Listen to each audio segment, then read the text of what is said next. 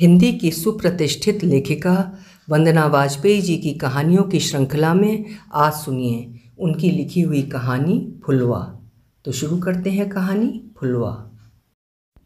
उफ, अभी तक महारानी नहीं आई। घड़ी देखते हुए मेरे मुंह से स्वतः निकल गया। सुबह का समय वैसे भी कामकाजी औरतों के लिए बहुत कठिन होता है। एक हाथ और 10 काम, क्या क्या करें। आखिर इंसान है या मशीन। ऊपर से काम वाली का ना आना। सिंक में पड़े हुए बर्तन मुंह चिढ़ा रहे थे, करना तो पड़ेगा ही। सोचते हुए मैंने स्वेटर की बाहें ऊपर चढ़ाते हुए बर्तन मांजने का जूना उठा लिया। तभी डोरबेल बजी। अरे कोई गेट तो खोल दो, या ये जिम्मेदारी भी मेरी ही है, मैंने बड़बड़ाते हुए कहा और बर्तन धोने में लग गई। आंटी, माँ गांव गई हैं। फसल को लेकर झगड़ा हो गया है, महीना भर काम पर नहीं आएंगी। उनकी जगह मैं काम करूँगी। मीठी सी ये आवाज़ मेरे कानों में पड़ी तो मैंने पलट कर देखा।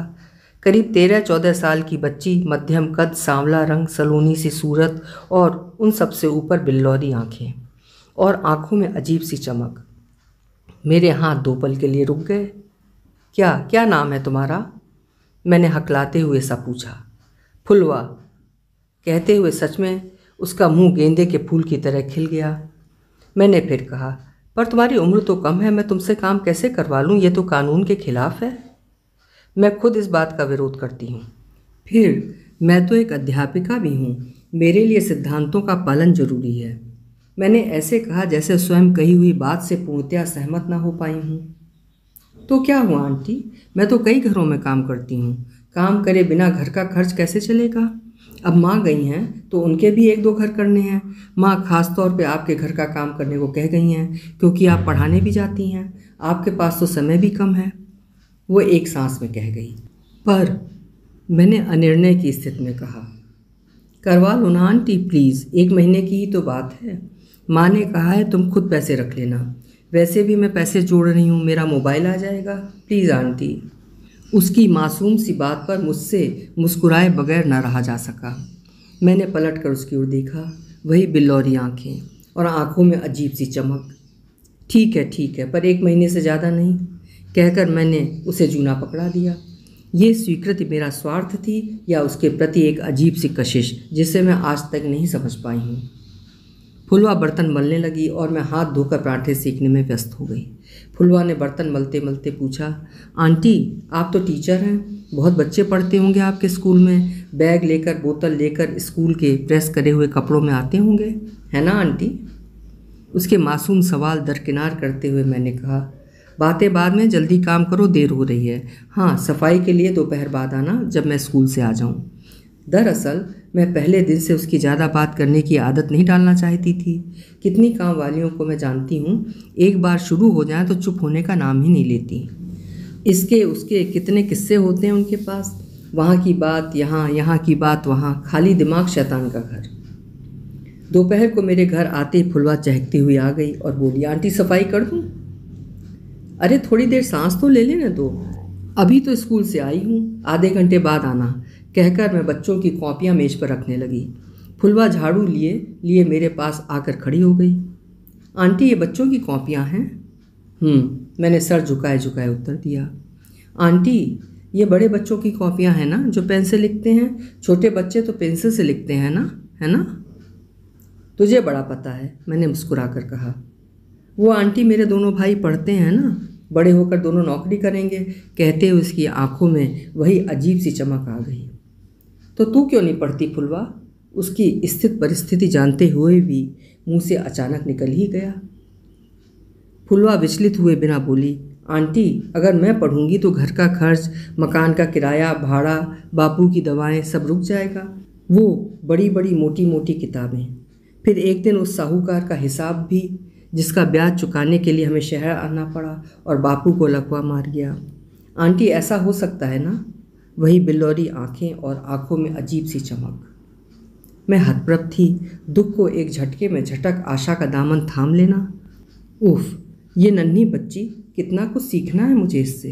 ये मोटी मोटी किताबें, हाँ कितनी मोटी मोटी किताबें पढ़ी हैं मैंने। फिर क्यों अटक जाती हूँ अपने किसी दुख पर, नाचती रहती हूँ उसी के चारों ओर, जैसे धरती नाचती है सूर्य के चारों ओर, अनवरत। अब तो फुलवा का रोज का कर्म हो गया था। मेरे स्कूल से आने के टाइम पर गेट पर ही खड़ी मिलती, मेरे हाथों से कॉपियों का बंडल उठाकर ऊपर लाती, उन्हें मेज पर रखती। जितनी देर मैं हाथ मुंह धोकर कपड़े बदलती, वो उन किताबों को उलट पुलट कर देखती रहती। मैं इसे बाल मन की जिज्ञासा मानकर देखकर भी अनदेखा करती रहती। फुलवा हर दिन मुझसे स्कूल के बच्चे, उनकी पढ़ाई के किस्से सुनना चाहती। मेरे बच्चे जब स्कूल से लौटते तो उन्हें देखकर कहती, आंटी, दीदी, भैया स्कूल के कपड़ों में कितने सुंदर लग रहे हैं, इनकी फ़ोटो खींच लो। मैं हंसकर टाल देती। उस दिन की बात है, मैं बहुत थक गई थी। स्कूल से आकर मैं जल्दी खाना पीना ख़त्म कर आराम करना चाहती थी। मैं अपने काम निपटाकर बेडरूम की तरफ बढ़ी, पर यह क्या, फुलवा तो अभी भी झाड़ू लिए हुए स्कूल के बच्चों की कॉपियाँ उलटने पलटने में लगी थी। कुछ पन्ने खोलकर अंगुली ऐसे चला रही थी जैसे सब पढ़ लेगी। मैंने लगभग डांटते हुए कहा, फुलवा जल्दी काम करो, मुझे गेट बंद करके लेटना भी है। जी आंटी, पर आंटी एक बात बताइए, जो बच्चे पढ़ते हैं उन्हें कितना अच्छा लगता होगा ना। उन्हें किसी से कुछ पूछना नहीं पड़ता होगा, कौन से नंबर की बस में बैठना है, ये कौन सा प्लेटफॉर्म है, सामने बोर्ड पर क्या लिखा है, और दवाई कौन सी देनी है।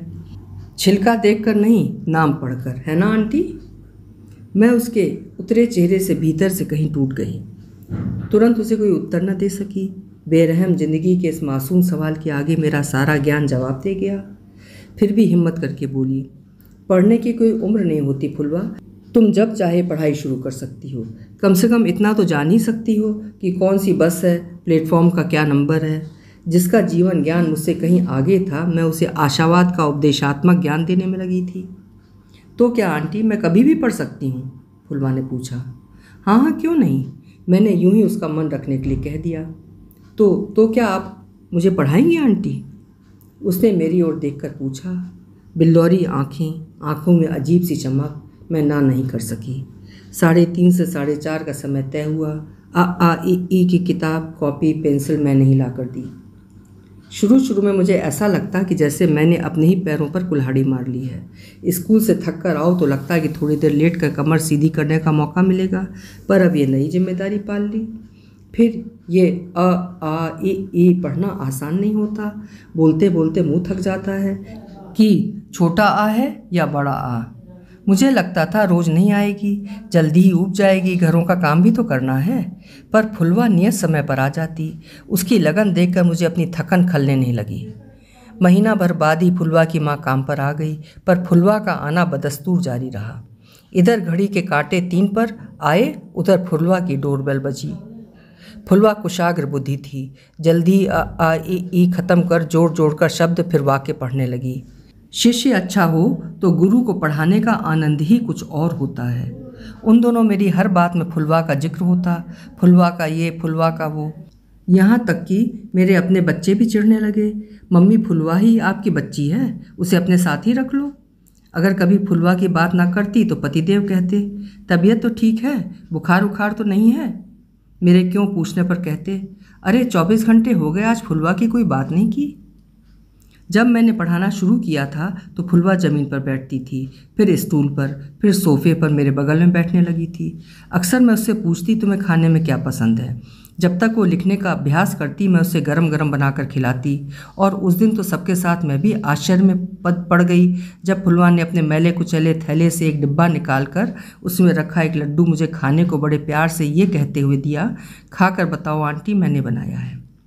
मैं जो हाइजीन का इतना ख्याल रखती थी कि छोटे मोटे रेस्टोरों की चाय तक नहीं पीती थी, यंत्रवत सी स्नेह विभोर होकर वो लड्डू खाने लगी थी।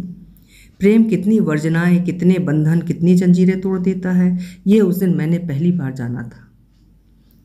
एक दिन उसकी कॉपी चेक करते हुए मैंने कहा, फुलवा, तुम वास्तव में कुशाग्र बुद्धि हो, तुम झाड़ू करकट करने के लिए नहीं बनी हो, तुम अपनी पढ़ाई जारी रखना। कैसे आंटी, लड़की की ज़िंदगी उसकी अपनी थोड़ी होती है, उसने उदास चेहरे के साथ कहा। उसकी बात की गहराई में न जाते हुए मैंने बीच में ही बात काटते हुए कहा, फुलवा, मैं तुम्हारी माँ से बात करूँगी। मैं सरकारी स्कूल की प्रिंसिपल को जानती हूँ, मैं अगले साल बात करके तुम्हारा दाखिला वहाँ करवा दूँगी। सरकार शिक्षा, खासकर लड़कियों की शिक्षा के लिए कितना कुछ कर रही है, सब मुफ्त है। बस तुम्हें हिम्मत करनी है और पढ़ते जाना है। मैं तुम्हारी विद्वता और धैर्य को देख कर कह रही हूँ कि तुम कर सकती हो। क्या सच आंटी? उसने चहक कर कहा। वही बिल्लौरी आंखें और आंखों में अजीब सी चमक। 2-3 दिन बीत गए। उसके बाद फुलवा व उसकी माँ नहीं आए। फ़ोन भी नहीं लग रहा था। पड़ोस की कामवाली से पता चला कि सरकार 35-35 हज़ार रुपये गरीबों को मकान बनाने के लिए दे रही है। फुलवा की माँ को देर से खबर हुई कि उसे भी पैसा मिला है तो रातों रात पति, बच्चे और सामान सबको लेकर गांव चली गई। अब वो पैसे वाली हो गई है, अब क्यों आएगी? कामवाली ने ईर्ष्या भाव से कहा। मेरे ऊपर वज्रपात सा हुआ। क्या फुलवा को फिर कभी नहीं देख पाऊंगी? भावनाएं उमड़ पड़ी और शब्द गीले हो गए। पड़ोस की कामवाली तुरंत बोली, आएगी मेम साहब, जरूर आएगी। आएगी नहीं तो जाएगी कहाँ? बिना काम के कितने दिन गुजारा होगा? गरीबों को भगवान पेट भी बड़े देता है। इस घटना को घटे हुए 2 साल बीत गए। शायद ही कोई दिन गया हो जिस दिन मैंने फुलवा को याद ना किया हो। पर उस दिन सब्जी खरीदते हुए वो लगा ये शायद फुलवा ही है। गौर से देखा, हाँ ये फुलवा ही है। पर ये क्या? माथे पर सिंदूरी बिंदी, कलाई भरी चूड़ियाँ, आलता और गोद में साल भर का बच्चा। तभी फुलवा की नज़रें मुझसे टकरा गईं। वो एकदम पलट कर जाने लगी। फुलवा, फुलवा, मेरे आवाज़ देने पर ठिठकी। वहीं चुपचाप खड़ी हो गई। मैं उसके पास पहुंची। फुलवा, शादी कब कर ली? गांव से वापस आ गई, कोई खबर भी नहीं की? मेरे प्रश्नों के उत्तर में वो सर झुकाए झुकाए धीरे से बोली, मकान बनाने के लिए जो पैसे मिले थे उससे माँ ने मेरी शादी कर दी। बापू टूटी फूटी जुबान में बोले, हम तो टीन छप्पर में भी रह लेंगे, बस सर से ये बोझ उतर जाए। आगे तो दोनों लड़के हैं, मर भी गया तो डर नहीं, प्राण का क्या भरोसा। लड़का है या लड़की? माहौल की गंभीरता को कम करने की कोशिश करते हुए मैंने पूछा। लड़की, फुलवा ने सर झुकाए झुकाए उत्तर दिया। कुछ समय के लिए हम दोनों के बीच एक गहरी चुप्पी पसर गई।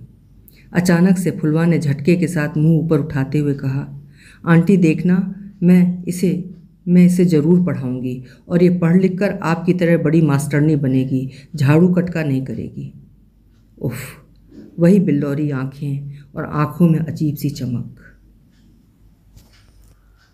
अभी आप सुन रहे थे वंदना वाजपेयी जी की लिखी हुई एक बेहद हृदयस्पर्शी कहानी फुलवा।